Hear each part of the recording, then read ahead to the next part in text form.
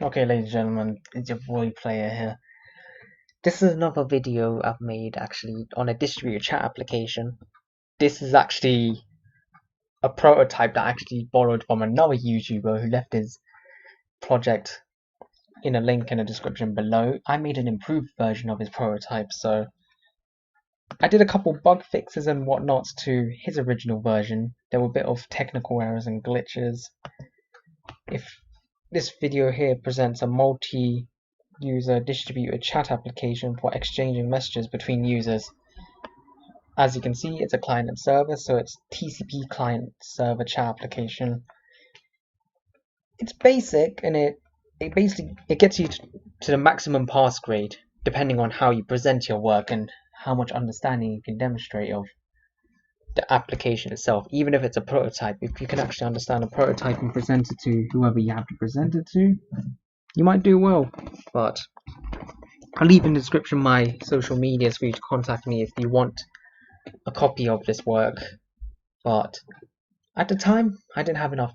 I didn't even have enough to actually improve it. If there was more time, I could have done things like create. For example, as you see in Discord, there are big group chats, then there are one-to-one chats you can make. That's something I wish I could have done on this application, or as well as uploading images and videos. You know, that's what most of today's social medias are built upon, sending images and videos, voice messages. There's just so much creativity you can do with these sort of things, but I just didn't know how, and I was under a lot of stress as it is, so let me just run both applications. So the port number you don't have to worry too much about. You could do 1183. And now I know.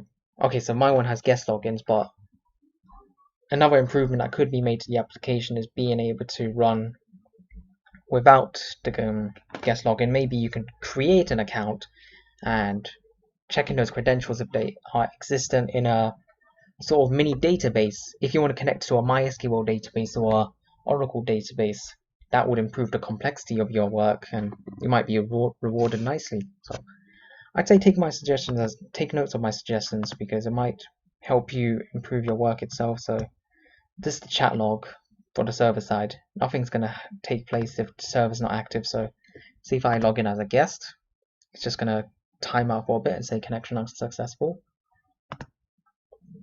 I've even improved for the original version, so his version you can actually have empty entries and acceptable. So let's just say I'm going to call it test, and it's still connection is going to be unsuccessful because the server is not active. So I'm going to activate the server right now. I'm going to put on a private network, allow access. Now shows there's no online users, so I'm going to connect right now. And as you can see, my prototype, I've grayed out buttons where necessary because it wouldn't be appropriate to actually have buttons enabled. Same with the server chat log. Like I grayed this button out so that it's no longer usable upon click, and believe me, this took me a while, but that wasn't even the hard part. So I can say hello to myself. Well, another improvement I think, if you take this work from me, that I want you to make is using the enter keybind to actually send a message rather than having to click send all the time. That's something that's in today's modern chats, and challenge yourself if you guys can fix this bug. So say if I write test and no, not test. Say if I put semicolons, it's going to give a problem. Says no condition is met and no actual message is being sent. So I'm going to say be careful of that. So let's just say we put speech marks and colons. Same problem again. So that's the only problem with this prototype if you ever decide to take it. Other than that, it's actually perfect. So I'm going to start up another client for exchanging messages. I'm just going to log him in as a guest. So guest login. So what it says here, connection successful, received guest 84 has connected. Connect. I say you might want to fix up these chat messages. You might want to make it look a bit more genuine and professional, if you know what I mean. But yeah, now if we go to guest 84, he's connected, shows who's online.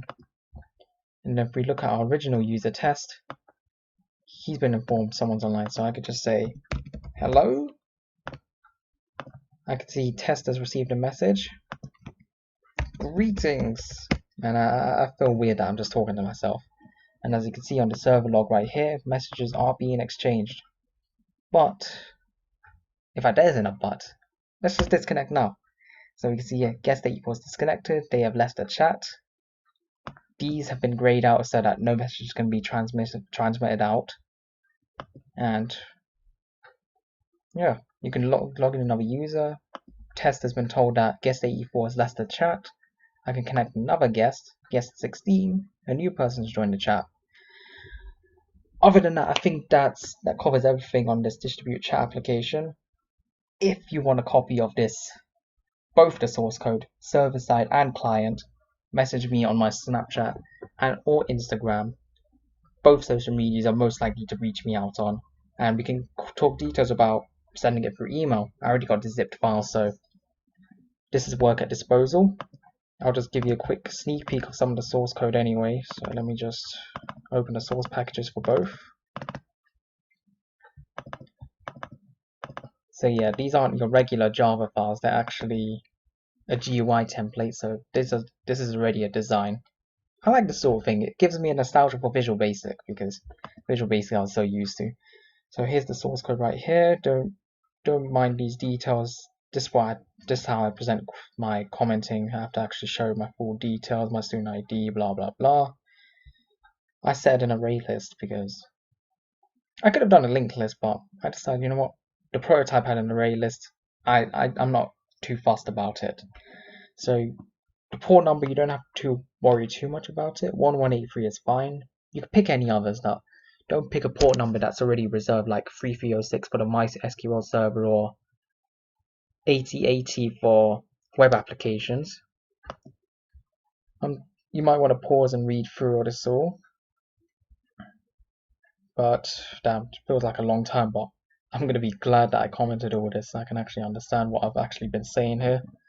But I don't know which one it... Oh yeah, I'll show you the server side, so what I actually fixed on it. Most of this I just rewrote the names and stuff like that. These you do not modify. You could, well, anyway.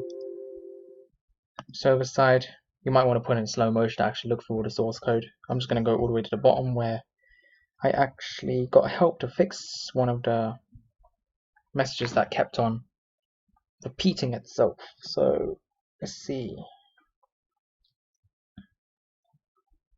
Let's see.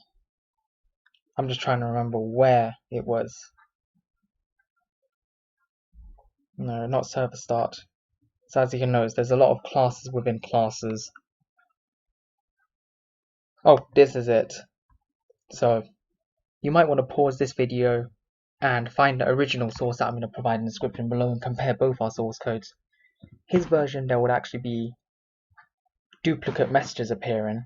My solution actually sorted that problem out. But yeah, other than that, like and subscribe, message me if you want my source code.